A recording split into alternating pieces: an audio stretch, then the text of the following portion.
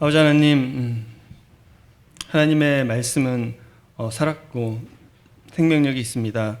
오늘 하나님의 말씀이 우리 가운데 증거될 때 참으로 저희가 하나님을 만나고 또 하나님의 말씀 앞에 무릎 꿇고 또 하나님의 말씀으로 인해서 저희 죽은 영이 살아날 수 있도록 은혜를 베풀어 주옵소서.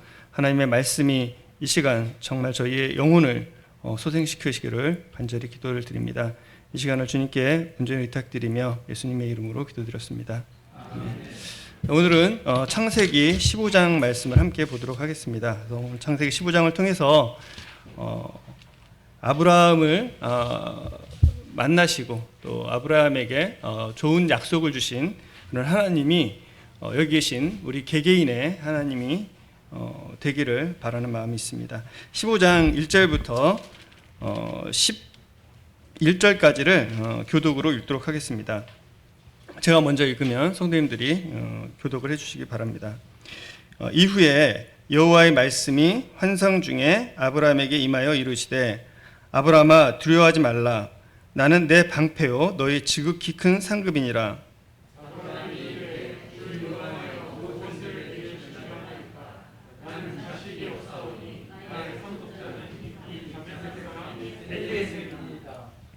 아브라함이 또 이르되 주께서 내게 씨를 주지 아니하셨으니 내 집에서 길린 자가 내 상속자가 될 것이니이다. 여호와의 말씀이 그에게 임하여 이르시되 그 사람이 내 상속자가 아니라 내 몸을 전할 자가 내 상속자가 되리라. 그를 이끌고 밖으로 나가 이르시되 하늘을 우러러 무별을 셀 수 있나 보라. 또 그에게 이르시되 내 자손이 이와 같으리라.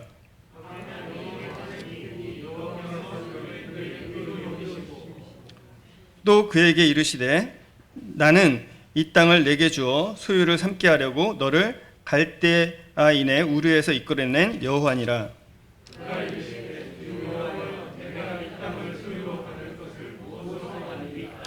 여호와께서 그에게 이르시되 나를 위하여 3년 된 암소와 3년 된 암년소와 3년 된 숫양과 산비둘기와 집비둘기 새끼를 가져올지니라.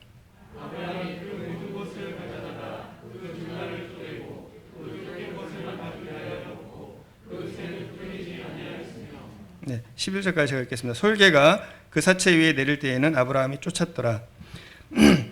18절 한 절을 더 읽겠습니다.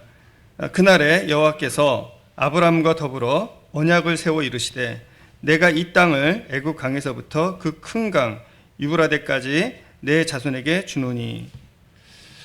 오늘 말씀은 그 두려워하고 있는 아브라함에게 하나님이 나타나셔서 두려워하지 말아라.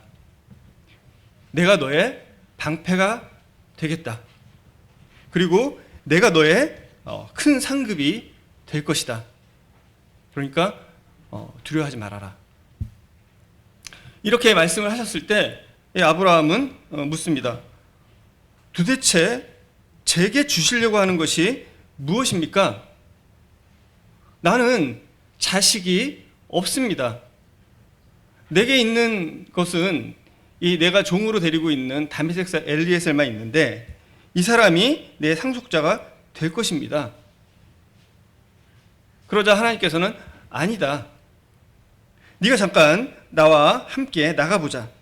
그 사람이 네 상속자가 아니라 이 밤하늘의 별, 이 수도 없는 이 별을 처럼 너희 자손도 정말 허다하게 많아질 것이다 라는 말씀을 하십니다. 그리고 아브라함이 여호와의 말씀을 믿었습니다. 그리고 하나님께서 그것을 아브라함의 의로 여겨 주셨습니다. 그러면서 하신 말씀이 나는 이 땅을 내게 주어 소유를 삼게 하려고 너를 갈대아인의 우르에서 불러낸 여호와다.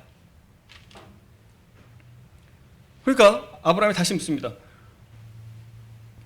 주 여호와여, 내가 이 땅을 소유로 받은 것을 뭘로 알겠습니까? 뭔가 좀 보여주십시오.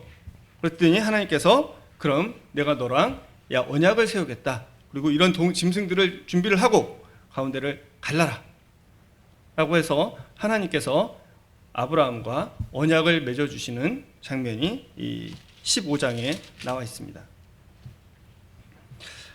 15장 1절 다시 한번 보시면 이후에 여호와의 말씀이 환상 중에 아브라함에게 임하였습니다.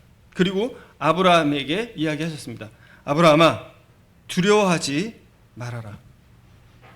아브라함은 심히 두려워하고 있었습니다. 하나님께서 보시기에 내가 나타나서 그에게 두려워하지 말아라, 내가 너의 방패다라고 얘기를 해줘야 될 만큼 그는 두려워하고 있었습니다. 이 전에 어떤 일이 있었는지 우리는 지난번에 말씀을 통해서 함께 교제를 했습니다. 지난번에 이 14장에는 어떤 일이 있었을까요? 이 14장에는 지금 이 두려워하는 아브라함과 정반대의 상황이 나오고 있습니다. 어떤 상황이냐? 아브라함이 이 조카 롯이 있었습니다. 이 롯은 이 소돔성에서 살고 있었어요.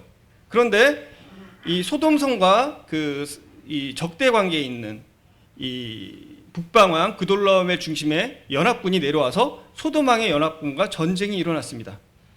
전쟁이 일어나서 이 소돔왕이 다 패했어요. 그 연합군이. 그리고 그 북방왕들은 이 소돔과 그리고 거기 있는 모든 재물과 사람들을 다 약탈해서 다시 북쪽으로 올라가고 있었습니다.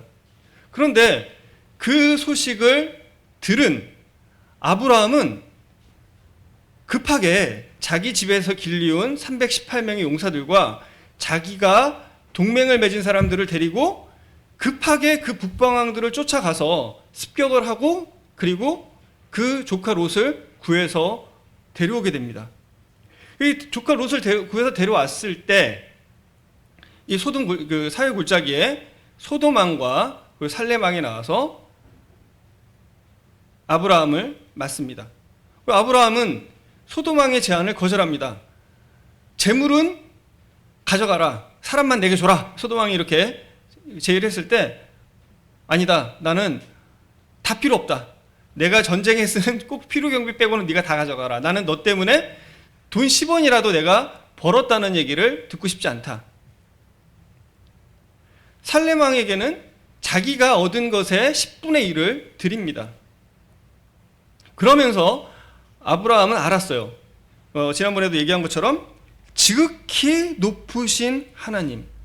아마 우리는 이 앞장에서 아브라함과 소돔왕, 살렘왕이 만난 장면만 간단하게 나왔는데 사실은 만나서 많은 이야기를 했겠죠. 많은 이야기를 하는 동안 이 아브라함은 이 살렘왕은 지극히 높으신 하나님의 제사장이구나. 그러니까 이 글을 썼겠죠.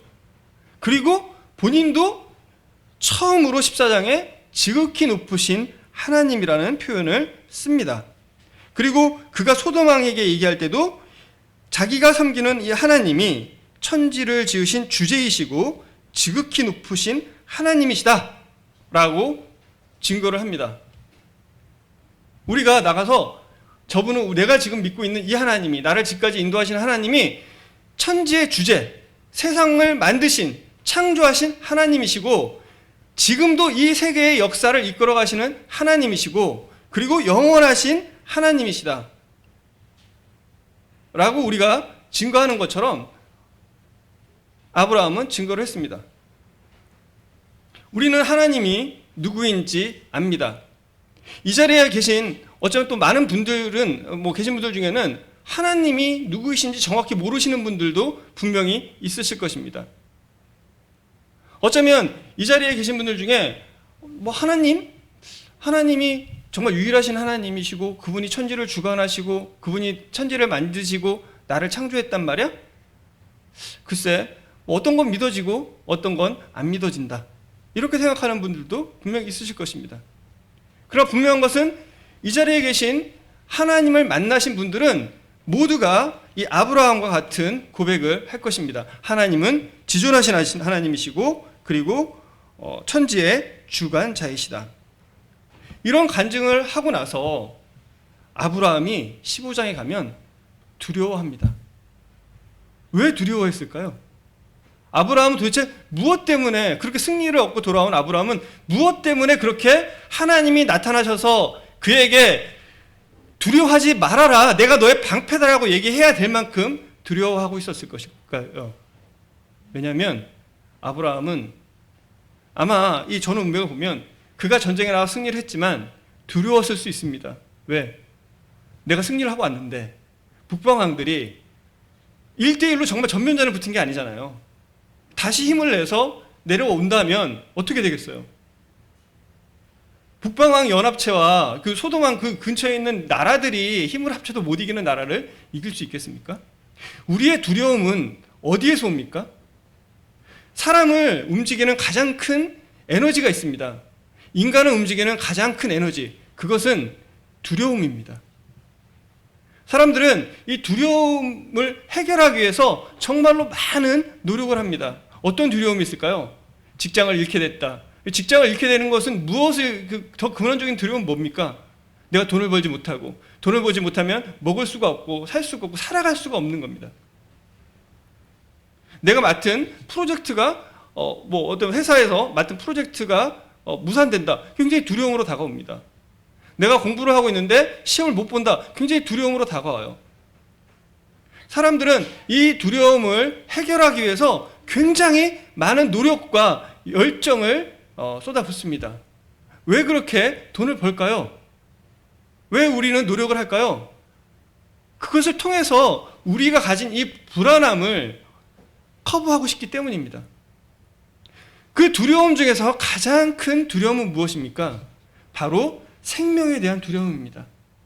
내 생명이 빼앗길 것 같은, 내 생명을 보존하고 싶은, 이 사람이 죽음에 처했을 때, 죽음의 위기에 처했을 때 정말 상상할 수 없는 일들이 힘이 솟아나고 일들을 하게 됩니다. 전쟁터에 나간 군인들의 얘기를 들어보면 정말 그 죽음의 순간에 자기가 생각하지도 못했던 일들을 하고 그 힘들을 일으키게 하는 것들을 보게 됩니다. 두려움은 우리 인간이 가진 가장 기본적인 감정이고, 그렇기 때문에 인간들이 가장 회피하고 싶은 감정이기도 합니다. 그 중에서 가장 두려운 건 죽음에 대한 두려움입니다. 죽음에 대해서 두렵지 않다라고 하시는 분들도 이 자리에 계실지 모릅니다. 그러나 제가 이게 책들을 좀 읽어봤을 때 조폭들 있죠. 정말 사람 죽이는 거 눈 깜짝하지 않고 어떤 칼을 맞아도, 그런데 그 사람들이 사형장에 끌려가면서 나온 그 수기들을 읽은 적이 있어요. 그들이 어떤 모습으로 끌려 나오는지. 정말 그 잔인하고 등치 좋고 용맹하다고 싶은 그 조폭들도 사형장으로 끌려갈 때요, 그냥 질질 끌려가요. 질질. 어떻게든 가고 싶지 않아서 질질 끌려갑니다. 정말 그 순간에 그들의 모습은 안 가고 싶은 거예요. 여러분, 그들이 왜 그렇게 죽음에 대해서 두려워합니까? 우리는 왜 그렇게 죽음에 대해서 두려워할까요? 만약에 죽어서 끝이라고 한다면, 죽어서 우리가 정말 진화론에 의해서 우리가 세포에서부터 발전해가지고 진화해서 우리가 사람이 됐다. 죽으면 아무것도 없다. 그러면 죽음이 두려울까요? 죽으면 아무것도 아닌데? 성경은 이야기를 하고 있습니다. 요한일서 4장 18절에 보면 두려움에는 형벌이 있다라고 얘기합니다. 사실은 우리가 죽는 것보다 더 두려운 것은 죽음 뒤에 있는 심판과 고통 때문입니다.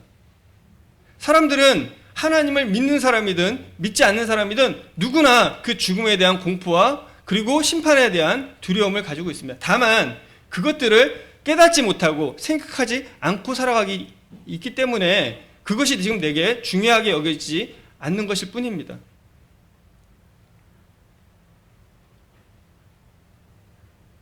아브라함은 두려워했어요. 그는 자기가 가진 것들도 뺏길까, 또 자기의 생명이 정말 뺏길까 정말 두려워하고 있었습니다. 여러분, 이 자리에 계신 여러분 중에서 죽음이 두려우신 분이 계십니까? 정말 내가 죽고 죽음 이후에 대해서 혹시 생각 안 해보신 분이 계세요?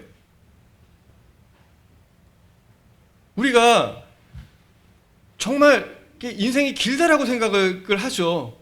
왜냐하면 인생이 정말 즐겁고 신나면 인생이 짧다고 생각이 들 거예요. 근데 살아보면 어떠세요? 인생이 길죠. 힘듭니다. 그런데 중요한 것은 우리가 아무리 길다라고 생각하는 인생도 길어야 100년입니다. 더 이상 갈 수가 없어요. 개 중에 특별히 110살, 120, 정말 희귀한 경우죠. 여러분, 전 세계 인구가 지금 65억 정도 될 겁니다. 더 넘었어요.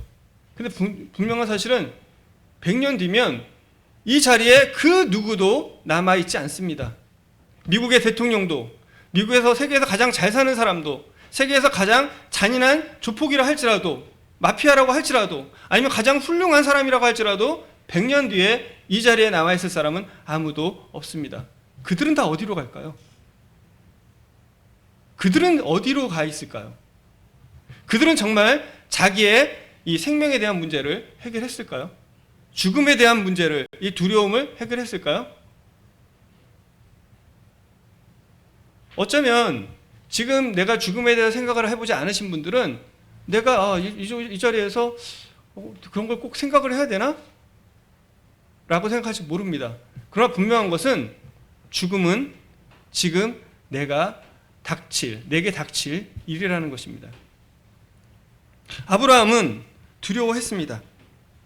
그리고 그때 하나님의 말씀이 환상 중에 아브라함에게 임했습니다.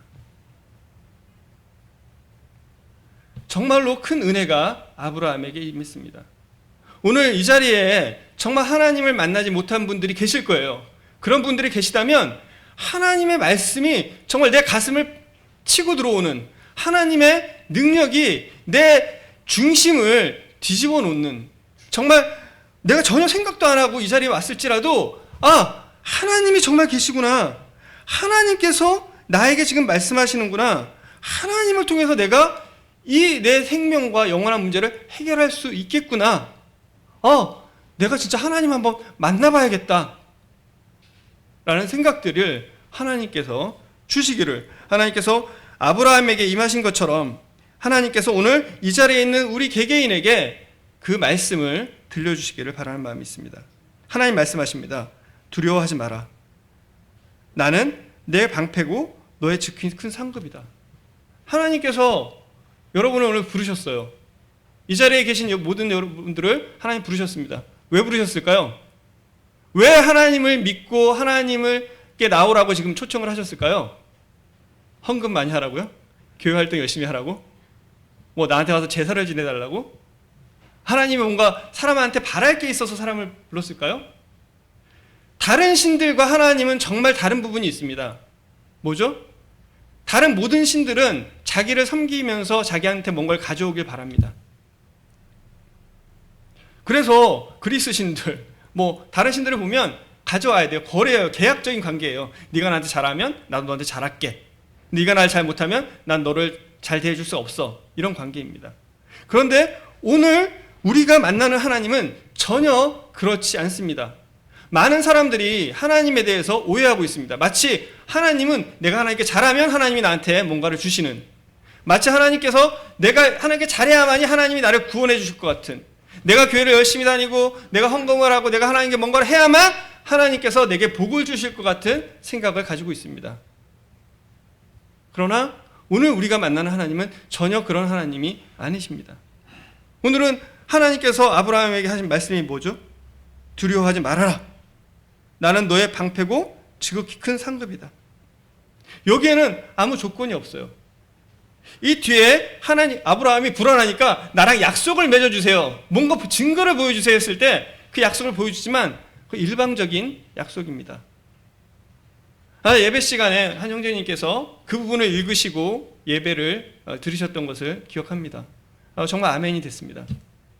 하나님께서 오늘 이 자리에 누군가에게 정말 그 복음의 말씀을 전해주셔서 구원받게 해주실 수 있지 않을까, 내가 오늘 구원받는 날이 될 수 있지 않을까, 내가 정말 지금까지 하나님과 관계가 없었는데, 하나님 만나고 싶어도 못 만났었는데, 아니 나는 전혀 하나님의 생각도 안 하고 있었는데 그냥 오늘 하나님을 만날 수 있는 그런 은혜가 있지 않을까, 정말 기대를 해보게 됐습니다.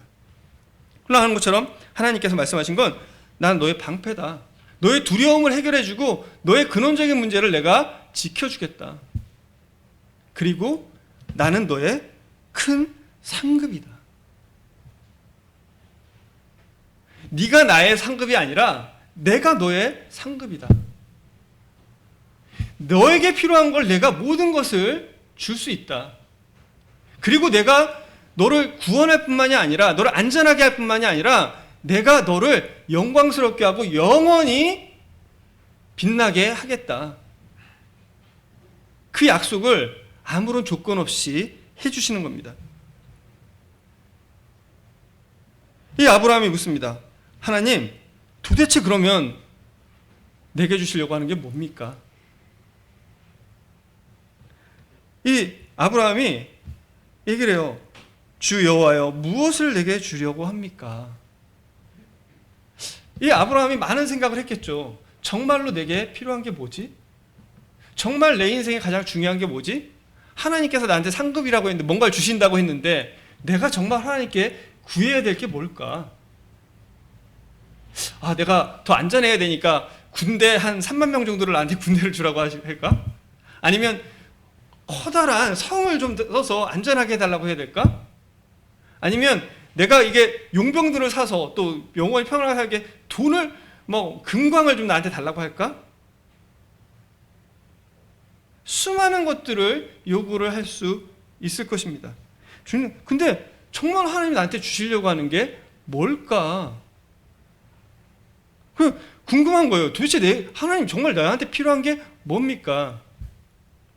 여러분은 여러분 자신에게 정말 필요한 게 뭔지 아세요? 내게 정말 필요한 게 뭔지 아십니까? 어떤 사람들은 사람마다 다 다르시죠. 나 차만 있으면 좋겠다. 20대 청년들은 나 차만 있으면 좋겠다. 겉만 있으면 정말 행복해질 것 같아.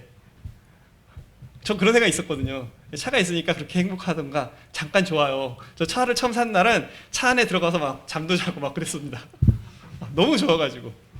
아직 집은 있어 보진 않아서 모르는데 근데 전셋집도 좋은 데 들어가면 너무 좋더라고요. 막 화장실 하나 있다가 2개 있는 데 가면 너무 행복해요. 왜 계속 행복한가요? 집을 사신 분들은 더 좋으시겠죠. 그런데 그게 정말 나의 평안과 기쁨을 가져다 주십니까? 좋긴 좋아요. 없을 때로 다시 돌아갈 수는 없습니다. 그러나 그게 다 갖춰졌는데 어때요? 여전히 뭔가 공허하고 허전합니다. 그래서 내가 원하는 것들을 막 쫓아가서 가져갔어요. 그런데 거기에 뭐가 있습니까? 만족함이 없어요. 지금은 직장 다니신 분들은 내가 승진만 하면 좋겠다. 내가 승진만 해서 일 좀 적게 시키고 나는 좀 놀았으면 좋겠다. 어떤 분들은 집에 가정부만 있으면 좋겠다. 내 자식이 요만큼만 잘 됐으면 좋겠다. 소원이 없겠다. 근데 그 딱 이루어지잖아요? 그럼 또 다른 소원이 우리에게 생깁니다. 사람은 정말로 자기에게 무엇이 필요한지 잘 모릅니다.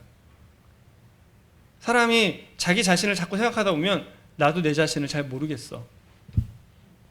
내가 왜 이렇게 살고 있는지, 내가 왜 이렇게 행동하는지 나도 잘 모르겠어.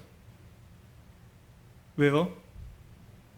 나를 가장 잘 아시는 분은 바로 창조주 하나님이시기 때문입니다. 여러분 머리카락이 몇 개인 줄 아세요? 여러분 몸의 세포가 몇 개인 줄 아십니까? 여러분의 장기가 어떻게 생겼는지 아세요? 여러분의 뇌가 어떤 식으로 운영되는지 아세요? 여러분, 사람들은 자기 마음만 모를 뿐만 아니라 자기 자신에 대해서도 정말 몰라요. 그런데 하나님 말씀하세요. 내가 너의 머리털까지 셈바 됐다라고.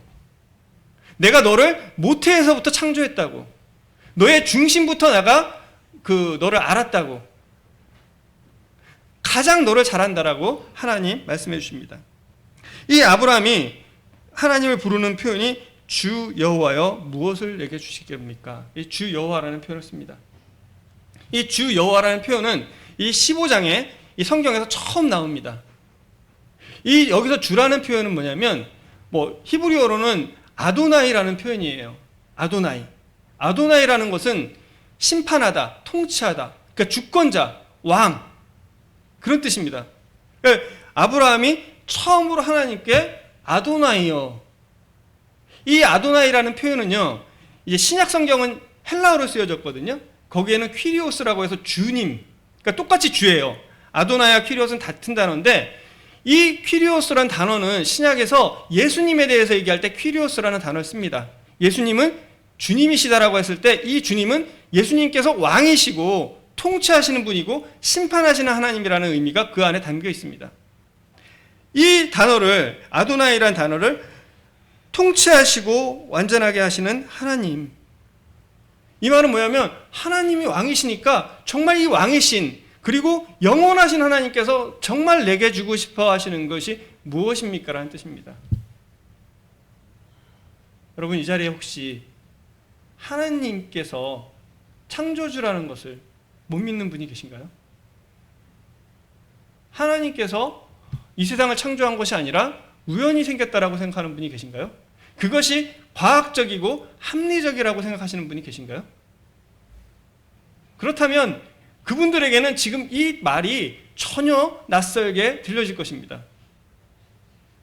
하나님이 창조자가 아니시라면, 그리고 이 성경이 진짜가 아니라면 이 주님, 그리고 여호와, 영원히 혼자 살아계시는 독생하신 영존하신 하나님이란 단어가 나랑은 전혀 관계가 없을 것입니다.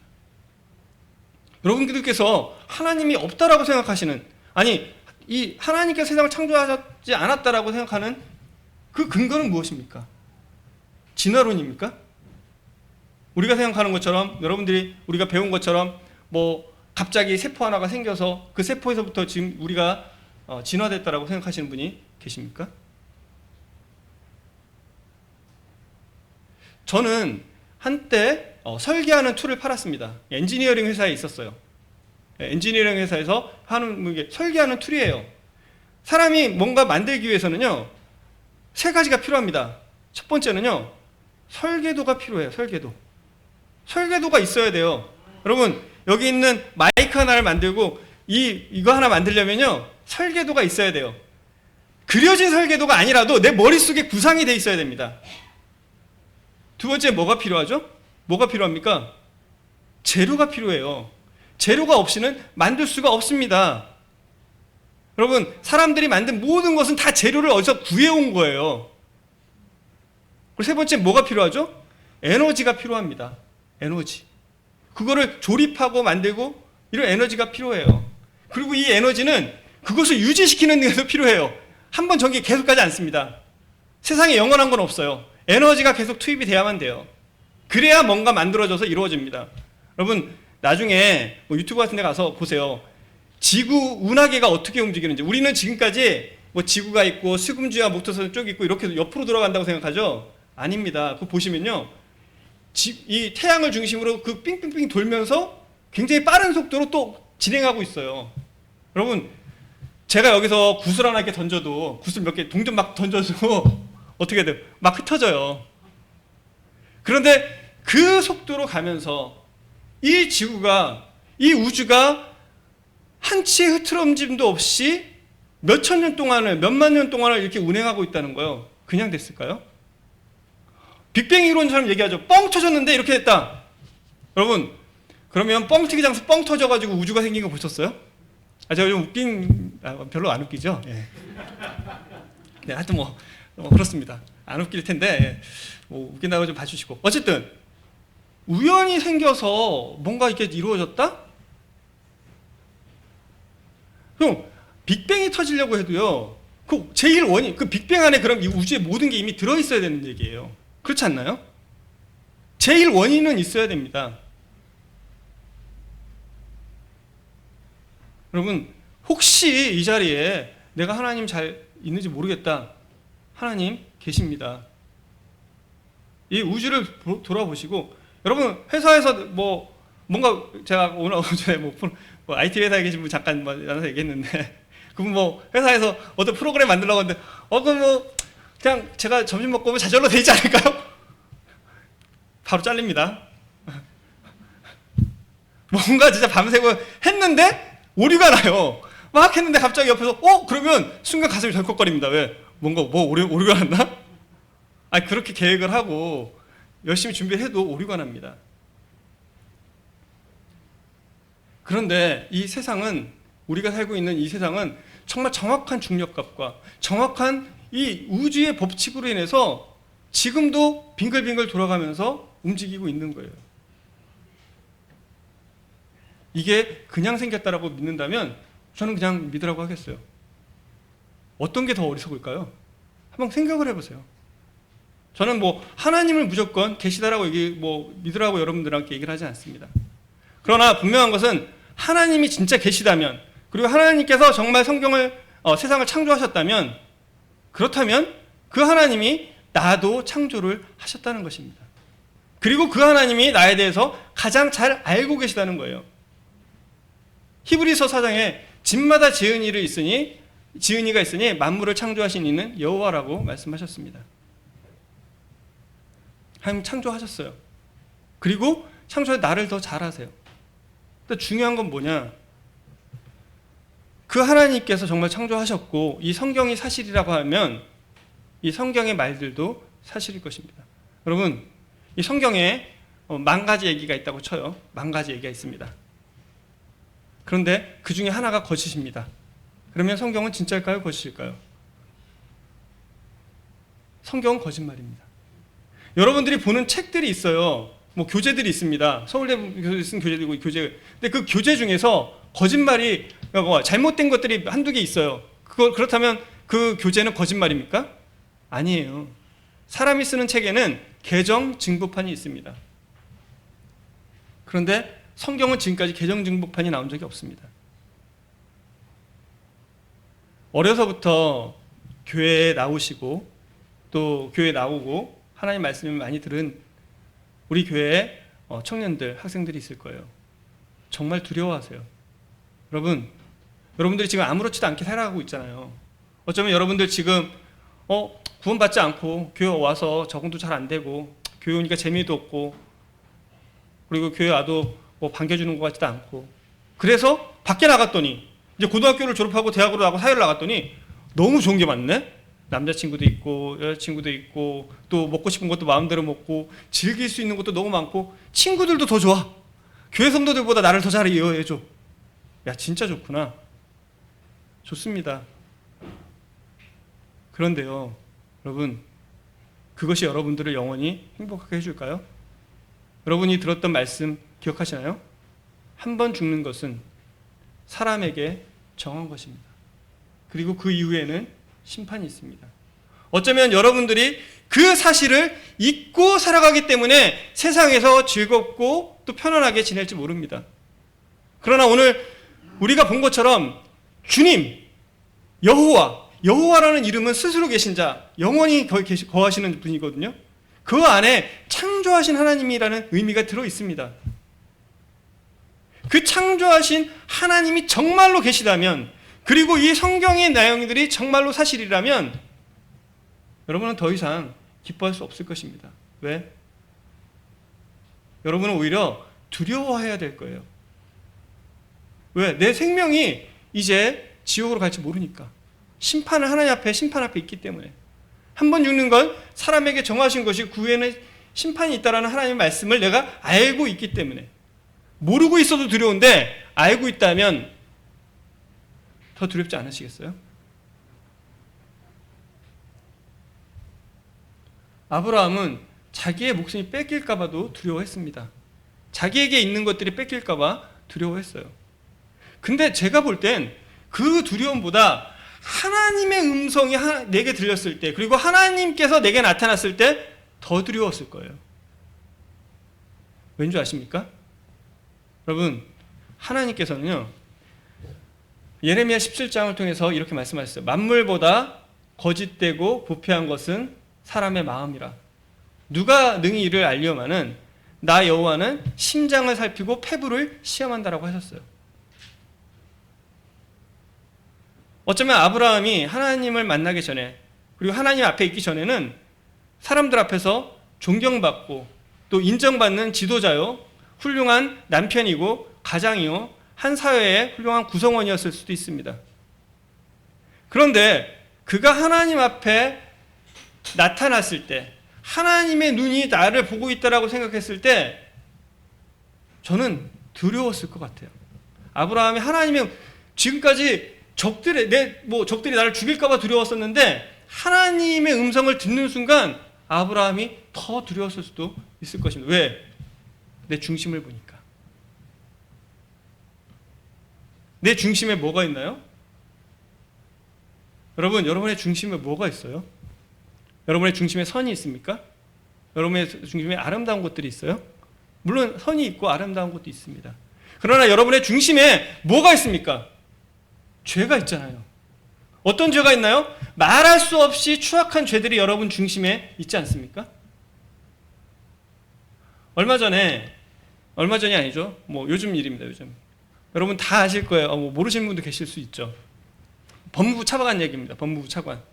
법무부 차관이라면 행정직이, 그러니까 일반 그 공무원이 오를 수 있는 가장 높은 자리예요. 장관은 대통령이 데려오는 사람입니다.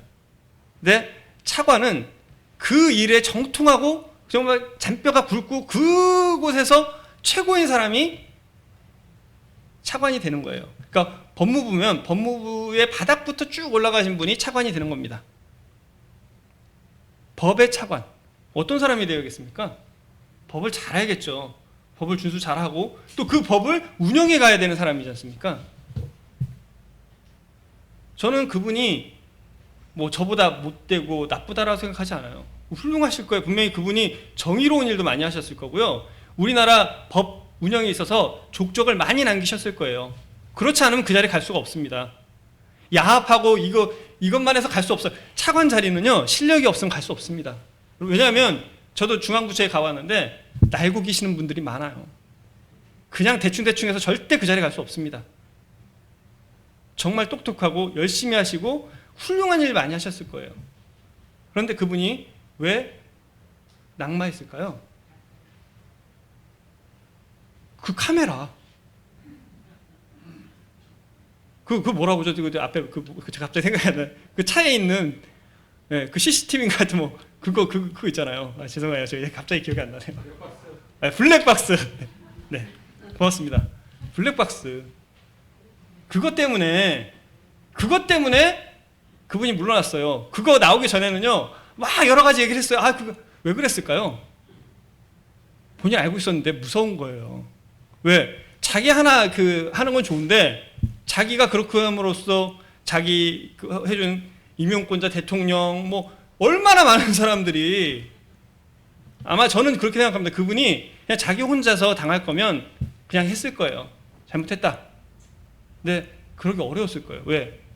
이게 드러나는 순간 퍼질 파장이 너무나 큽니다. 여러분, 코로나 때문에요. 코로나 감염보다 더 사람들이 무서워하는 게 뭔지 아세요? 자기 동선 드러나는 겁니다. 여러분, 한동안 또 그 전에 그런 일도 있었어요. 이 차 타고 과속딱지 찍히는 거예요. 과속딱지 찍히는 건 사람들이 두려워하지 않아요. 돈 내면 되니까. 근데 남자들 같은 그 여자, 이상한 여자가, 부인이 아닌 여자가 앉아있는 경우. 이상한 사람이 타 있어요. 남자. 그것 때문에 가정 파탄 나니까 이제는 그 사람만 나오잖아요. 네, 옆에 사람 얼굴 가립니다. 가려도 알 사람 다 알죠. 네. 여러분, 이 코로나 때문에 병에 걸리는 것보다 그 동선 드러나는 게 더 불안한 거예요. 그거 불안하지 않으신 분들은 건전한 대한민국의 국민이신 겁니다. 그게 조금이나 두려우신 분은요, 네, 동선만 드러나도 두렵습니다. 그런데 하나님께서는 중심을 보신다라고 말씀을 하셨어요. 중심을 보신다. 여러분의 중심을 하나님이 보세요. 여러분이 죽으면 뭐가 하나님께 갈까요? 여러분이 영원히 가겠죠. 지금은 여러분들이 여러분의 옷으로 또 화장으로 여러 가지로 여러분의 모습을 가릴 수 있습니다. 그런데 내 영혼이 정말 밝게 드러나서 하나님 앞에 간다면, 그리고 하나님 앞에 딱 갔는데 내 인생이 블랙박스가 쫙, 여러분, 블랙박스 가지고 하나님 만나고 싶으세요? 그 블랙박스가 보여지기 전까지는 인생이 즐겁습니다. 그렇지 않나요? 얼마나 즐겁겠어요. 내가 차관이고 내 말 한마디면, 저희 가족 얘기를 또 하면 좀 그럴지 모르겠는데 저희 큰애가 그러더라고요. 회사 가서 부장이 되고 팀장이 되면 회의하는 게 되게 즐거울 것 같다고. 그런데 중요한 것은 뭐냐면 그것과 동시에 내 블랙박스가 같이 간다고 생각을 해보세요. 성경은 이렇게 얘기합니다. 10편 14편 1절에 어리석은 자는 그의 마음에 이르기를 하나님이 없다 하도다. 그렇기 때문에 그들은 어떻게 사냐? 그들은 부패하고 그 행실이 가증하다라고 얘기를 합니다. 여러분 정말 죽음과 그 심판을 여러분들의 마음의 중심에 두고 살아간다면, 그리고 하나님이 정말 계시다라고 것을 인정만 한다면 여러분의 삶이 달라질 수밖에 없습니다. 여러분 그 블랙박스가 드러나면 두렵잖아요. 아담이 있죠. 아담과 하와가 범죄했을 때 그들이 보인 가장 첫 번째 행동은 뭐냐면 하나님의 소리를 듣고, 지금 여기 하나님의 소리가 지금 아브라함에게 임했잖아요. 이 똑같은 하나님의 소리를 듣고 아담이 뭐라고 했냐면, 여호와 하나님이 아담을 부르시며 그에게 이르시되 내가 어디 있느냐?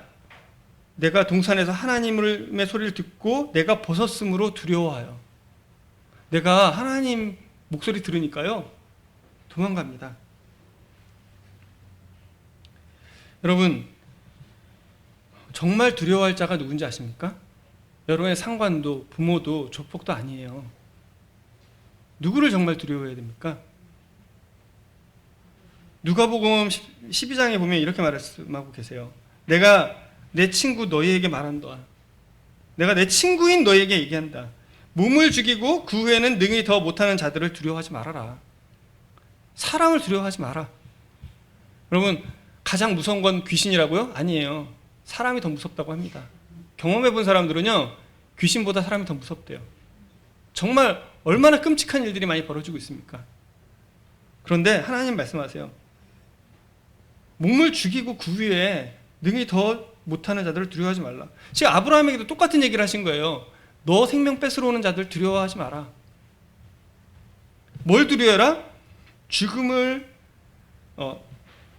곧 죽인 후에 또 지옥에 던져넣는 권세 있는 그를 두려워하라. 죽음 이후에 너를 심판하실 분을 두려워해라. 그리고 너를 지옥으로 보내실 분을 두려워해라. 내가 진짜 너한테 말하는데 그를 두려워해라. 오늘 하나님께서는 여러분들에게 얘기하십니다. 하나님을 두려워해라. 정말 하나님을 두려워해라. 너희들이 영화 보고 또 TV 보고 음악 듣고 생활하고 막 이러면서 잘 살아가고 있는 것 같지. 그런데 너희들 죽을 거야. 죽음 이후에 너희를 심판할 하나님을 두려워하라고 누가복음에서 말씀하고 계십니다. 왜? 하나님께서 심판하실 것이기 때문입니다. 주님께서 이렇게 해서 내가 너의 방패가 되주겠다. 여러분 하나님을 찾으시고 만나시길 바랍니다. 하나님께서 약속하셨어요. 아브라함에게 내가 너의 방패가 되주겠다고. 내가 너의 아버지가 되주겠다고. 예수님께서 우리한테 말씀하셨어요. 너희는 마음에 근심하지 말라. 하나님을 믿으니 또 나를 믿으라. 내 아버지 집에 거할 곳이 많다. 내가 처소를 예비하러 가노니 가서 처소를 예비하면 가서 너희를 나 있는 곳에 데리고 가겠다라고 말씀해 주셨어요. 여러분 그 말씀이 바로 내가 너의 지극히 큰 상급이다.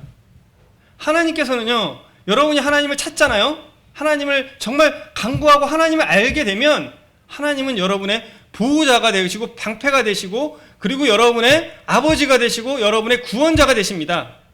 그럴 뿐 아니라 뭐라고요? 큰 상급이 되세요. 잃어버리지 않는 상급이 됩니다. 영원한 상급이 되시는 겁니다. 하나님께서는 사람이 자기와 영원히 행복하게 살기를 원하세요. 하나님은 여러분들이 불행하게 살기를 원하시지 않습니다. 하나님은 여러분들에게 이 땅에 있는 동안 여러분들을 지켜줄 그런 것들이 여러분들에게 진짜 주고 싶은 게 아니에요. 하나님이 우리에게 진짜 주고 싶은 건 뭐냐? 내가 너의 큰 상급이다라는 말씀을 하신 겁니다. 아브라함에게요. 내게 진짜 뭘 주겠습니까? 하나님 되게 뭘 주시려고 하시죠? 여호와의 말씀이 그에게 임했어요. 처음에 이 아브라함에게 이 말씀이 임했을 때 아브라함은 아까 말한 그런 것과 동시에 하나님으로 해서 정말 두려웠던 것 같아요. 근데 두 번째 이 임했을 때는 두려움의 표현이 없어요. 뭐죠? 두 번째 임하시되 그 사람이 상속자가 아니라 내 목에서 날 자가 내 상속자라 하시고 그를 끌고 밖으로. 이때는 뭐냐면 하나님께서 처음에 얼마나 두려웠겠어요. 그죠? 여러분, 하나님을 만나지 못한 사람은 두려울 수밖에 없어요. 근데 만나고 나서 하나님 만난 사람의 삶은 어떻게 변한 줄 아세요? 바로 이렇게 저한테 뭐 주시려고 그러시죠? 하나님 저한테 뭘 주려고 그러 도대체 내가 이렇게 힘든데 뭘 주려고 이렇게 나를 힘들게 하시나요? 그리고 하나님께서 그를 이끌어 가십니다. 밖에 나가보자. 별이 보여요. 별. 그리고 네 자손이 이렇게 많을 거야. 근데요, 아브라함의 생각과는 전혀 달라. 아브라함은 자기의 생각과 자기의 계획이 있었어요. 뭐죠? 왜냐하면 지금 제가 말씀드린 건 처음에 아브라함한테 후손들을 줄 거라는 말씀은요, 여기서 처음 하신 말씀이 아닙니다. 창세기 12장 1절에 보면 내가 너로 큰 민족을 이루게 하겠다. 또 12장 7절에 보면 이 땅을 내가 너의 자손에게 주겠다. 또 13장 14절에 보면 보이는 땅을 내가 너의 자손에게 주겠다라고 여러 번 얘기하셨어요. 하나님께서 얘기하셨어요. 얘기 안 하신 게 아니에요. 너의 자손에게 이런 걸 다 주겠다라고 얘기하셨습니다. 그런데 아브라함은 믿지 못했어요. 반만 믿었던 것 같아요. 왜? 딱 얘기를 하니까 그 말이 생각났겠죠. 자손이 주겠다니까 뭐라고 하냐면 저한테 엘리에셀이 있어요. 그 사람이 내 후계자가 될 겁니다. 왜? 하나님 나한테 약속하셨으니까 이루어지긴 할 건데 편법인 거죠. 양자 삼아서 개를 통해서 양자 삼겠다는 얘기입니다. 그래서 할게요. 그것은 뭐죠? 편법이에요. 자기의 계획과 자기의 노력입니다. 여러분의 인생을 지금까지 어떻게 살아가세요? 하나님을 만나지 못한 사람은요, 자기의 생각과 계획과 노력으로밖에 살아갈 수 없습니다. 여러분, 그렇지 않습니까? 아무리 내가 교회를 오래 다니고 아무리 내가 성경을 많이 읽었다고 하더라도 하나님을 모르는 사람은요, 내 생각과 내 계획으로 세상을 살아갈 수밖에 없어요. 그러니까 더 힘들어요. 그 생각과 계획이 잘 맞아 들어갈 때는 얼마나 좋아요. 그때는 정말 직장 생활하면 나고 세상 살만 납니다. 근데 그게 어긋나기 시작하면 어떻죠? 정말 괴로워요. 하나님을 만난 사람은 어떻습니까? 아니에요. 하나님을 만난 사람은요, 하나님께서 보여주신 거, 성도 아니고 땅도 아니고 내 자손을 이렇게 주시겠다. 그런데도 사람은 어떻죠? 정말 의심이 많고 완악해요. 사람이 하나님을 믿는 게 얼마나 어려운지 아세요? 하나님께서 아브라함에게 나타나서 이렇게까지 얘기를 해주는데도 아브라함이 온전히 믿습니까? 아니에요. 여러분, 하나님을 믿는 건 쉽지 않습니다. 여러분들이 하나님의 말씀을 들으러 이 교회에 오는 것도 쉽지 않아요. 근데 와서 하나님을 알고 만나는 건 더 쉽지 않습니다. 그리고 이 하나님의 말씀을 100% 받아들이는 건 더 어렵습니다. 왜? 그거는요, 내가 믿으려고 해도 되는 게 아니에요. 내가 믿으려고 노력해도 되지 않아요. 그래서 우리가 하나님 앞에서 겸비한 것입니다. 그래서 아브라함이 물어요. 주님께서 하나님께서 세 번째 또 얘기해 주세요. 7절에 또 그에게 이르되 나는 이 땅을 너한테 줘서 소유를 삼게 하려고 너를 갈대아인의 무리에서 끌어낸 여호와야. 내가 너를 택해서 너를 만나기 위해서 너를 요 교회까지 인도한 하나님이야. 너를 교회로 이끌어오기 위해서 다른 모든 약속을 취소하고 너를 이끌어온 하나님이야. 라고 또 얘기를 해주세요. 그런데 8절에 뭐라고 하냐면 아브라함이 이르되 하나님 주 여호와여. 말은 항상 누군지 알았어요. 이 아브라함은 하나님이 누군지 이제 확실하게 알았습니다. 주님이시고 통치자시세요. 그리고 그분이 영원하신 하나님이시라는 걸 그는 분명히 알았어요. 근데 이렇게 물어봐요. 내가 이 땅을 소유로 받은 걸 뭘로 알겠습니까? 여러분, 하나님을 아는 거는요, 그리고 하나님을 만나는 것은 구원받는 것은 분명한 증거가 필요합니다. 여러분, 아브라함의 이 태도가 전혀 잘못된 것이 아닙니다. 여러분에게 그리고 지금 우리에게 필요한 것은 이 증거가 필요한 것입니다. 여러분, 하나님을 만난다는 것은 그 증거가 나한테 있는 것이고, 그 증거가 없다면 하나님께 얘기하세요. 하나님, 내가 하나님을 만났다는 것을, 내가 하나님의 자녀가 됐다는 것을 내가 뭘로 알겠습니까? 물어보세요. 아니면 모르시겠다는 분들은 하나님, 여기 있는 사람들 다 하나님 만나고 아는 것 같은데 나도 하나님 알고 나도 하나님 만나게 해주세요. 그렇게 강구하세요. 그러셔야 됩니다. 그렇게 아브라함이 하나님께 요청을 했을 때 아브라함이 하나님께서 그에게 말씀하십니다. 나를 위하여 3년 된 암소와 암비둘기와 수량과 이거를 가져와라. 그리고 언약을 맺자. 이 언약은 몇 가지 특징이 있습니다. 이 뒤에 내용은 제가 읽진 다 않았는데 어떤 거냐면 첫 번째는 피의 언약이에요. 누군가 죽었습니다. 그리고 쪼개졌어요. 원래는 쌍무적인 언약, 그러니까 양쪽이 같이 합의를 해야 되는 게 언약이에요. 그죠? 그걸 보통 쌍무 언약이라는 표현을 씁니다. 그런데 이 쪼갠 그 시체 위에 아까 보면 여기에 하나님께서 말씀하시는 것은 일방적인 언약을 하신 거예요. 이 이후에 나타난 하나님께서 아브라함의 후손인 이스라엘과 맺은 언약은요, 양쪽이 같이 권리 의무가 있어요. 의무를 행하면 이걸 줄게. 근데 여기에는 그렇지 않습니다. 하나님께서 여러분들을 구원하시고 믿게 하시는 거는요, 이런 거예요. 하나님이 여러분들에게 원하시는 거 없어요. 하나님 여러분 없어도요, 정말 잘 사십니다. 여러분 헌금 안 하셔도요, 돼요. 비트코인 하나도 이렇게 뛰는데 하나님이 가신 거 얼마나 많으시겠어요. 우리가 눈에 보이지도 잘 이해가 안 되는 게 돈이 가치가 생기는데 하나님, 세상 창조하신 하나님이 가진 가치는 얼마나 무한하겠습니까? 그 하나님이 이 약속을 주신 거예요. 생명을 통해서 약속을 주셨습니다. 그리고 그날에 여호와께서 아브라함과 더불어 언약을 세웠다. 언약을 세우셨어요. 약속을 해주셨습니다. 내가 너랑 약속할게. 이 약속을 믿어. 이 당시에 성경이 없었잖아요. 왜 이 언약을 했냐면요, 그 당시 우리처럼 성경이 있었어요? 없었어요. 그러니까 뭘 믿어야 돼요? 하나님 뭔가 보여줘도 당연히 그걸 보여주신 거죠. 사람이 하는 것처럼 똑같이 이 하나님께서 특별하신 게 아니라 이 당시 고대 근동에 이런 맹세의 절차가 있었어요.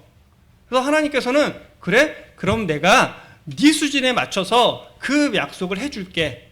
대신에 나만 할게. 너는 하지 마. 네가 할 거 아무것도 없어. 그리고 그 약속을 맺어주신 것입니다.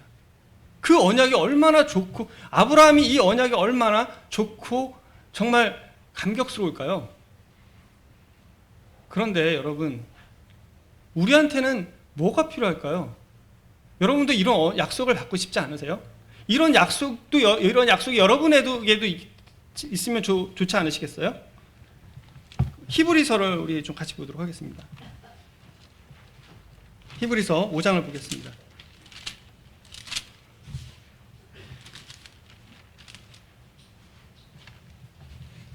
자, 히브리서 5장에 6장 17절을 제가 읽을게요. 6장 17절 좀 찾아주세요. 시간이 조금 한 5분 정도 더 진행하고 마무리를 하겠습니다. 6장 17절. 제가 13절부터 읽도록 할게요. 하나님이 아브라함에게 약속하실 때에 가리켜 맹세한 자가 자기보다 더 큰 이가 없으므로 자기를 가리켜 맹세했다. 이르시되 내가 너에게 반드시 복을 주고 복을 주어 너를 번성하게 하고 번성하게 하리라 하셨더니 그가 이같이 오래 참아 약속을 받았느니라. 사람들은 자기보다 더 큰 자를 가리켜 맹세하나니 맹세는 그들이 다투는 모든 일의 최후 확정이다. 그러니까 하나님께서 최후 확정을 아브라함에게 해주신 거예요.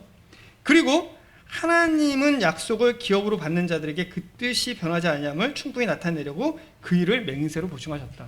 그러니까 이 아까 약속의 특징이 하나 나와요. 하나님께서 보증하시기 위해서 맹세로 약속하신, 보증하신 것입니다. 그리고 18절에 뭐냐면 하나님이 거짓말할 수 없는 이 두 가지 사실. 하나님께서는 세상을 창조하신 하나님이시고 온 세상의 주권자이시면서 동시에 뭐라고요? 거짓말을 못 하신대요. 하나님한테 불가능한 게 있습니다.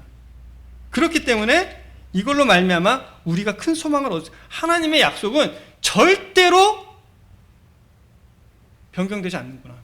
법도 바뀝니다, 여러분. 법도 바뀌어요. 그렇죠? 계속 바뀌죠. 사람의 약속 바뀌어요. 그런 선전 보셨잖아요. 사랑이 변하니? 네, 사랑은 변합니다. 요즘 옛날에는 뭐 사랑이 변하니 이런 노래가 나왔는데 요즘은 노래 가사에 사랑은 변한다라고 나왔어요. 영원한 건 절대 없다. 여러분 뭐 젊은 분들은 이 노래 아실 거예요. 네. 없어요. 근데 하나님은 변하지 않으십니다. 그렇기 때문에 우리가 소망을 가질 수 있는 거예요. 그리고 하나님이 우리한테 주시는 건 뭐냐면 7장 보시겠어요. 7장 22절. 이와 같이 예수는 더 좋은 언약의 보증이 되셨느니라. 이제 우리한테 뭐가 있다고요? 더 좋은 언약의 보증이 있다는 거예요. 하나님께서 우리한테 더 좋은 언약을 주셨어요. 27절에 그는 저 대제사장들이 먼저 자기 죄를 위하여 드리고 위하고 다음에 백성의 죄를 위하여 날마다 제사 드리는 것과 같이 할 필요가 없었나니 이는 그가 자기를 단번에 드려 이루셨다. 그러니까 죄를 사하기 위해서는 제사를 드려야 되는데 이 동물의 제사는 계속 드려져야 되잖아요. 그런데 예수님께서 단번에 드렸다. 율법은 약점을 가진 사람을 제사장으로 세웠지만 율법 표하신 이 맹세의 말씀은 영원히 온전케 되는 아들을 주셨다. 그리고 예수님 말씀하셨어요. 8장 12절을 보면 8장 6절을 볼게요. 그러나 이제 그는 더 아름다운 직분을 얻으셨으니 그는 더 좋은 약속을 세우신 더 좋은 언약의 중보. 우리에게는 더 좋은 약속이 있습니다. 그 약속을 우리에게 주신 주님이 계세요. 여러분 정말로 그 주님을 만나시기 바랍니다. 정말로 그 주님을 만나게 해달라고 간구하시길 바랍니다.